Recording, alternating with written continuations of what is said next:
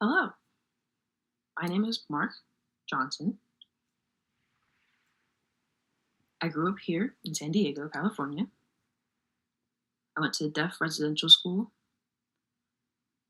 I was born in the year 1955, and then I enrolled in the school in 1960. And I finally graduated in 1974. Really interesting that my mother, she went to the same school that I did.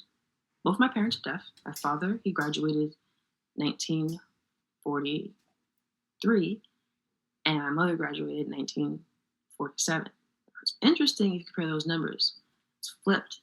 I graduated in 1974. She graduated in 1947. Anyways, I wanted to share my favorite story from my experience being in that residential school. This story takes place during my junior year.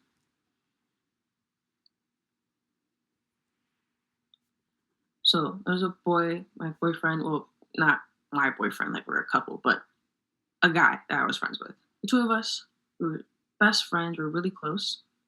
Boy's name was Levi. He would commute every day. The issue was is that in the spring, roughly around March,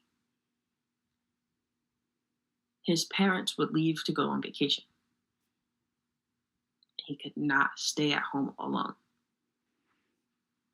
So eventually they figured out he could stay at the dorm with me at the residential school and we would be roommates. Now it's very important to remember that we should never let two best friends be roommates. We were thick as thieves. It's very important to keep an eye out and watch those boys when you have groups like that. They get to plotting, they get to scheming.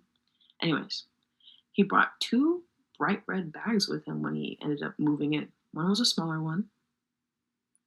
And then when he would stay at home, he would stay for 2 weeks. It was really cool. But keep that in mind. For 2 weeks, he brought that bag to stay with us. And he had a larger bag that was a bit fancier, but still red. One day I asked him, "What is in these two bags? Why do you have them? Why are you holding them for this long?" And he looked around, checked to see if anyone was watching. He's like, come here, let me show you. He opens it, and inside, there's a firecrackers, there's rockets, there's different explosives, all types of things.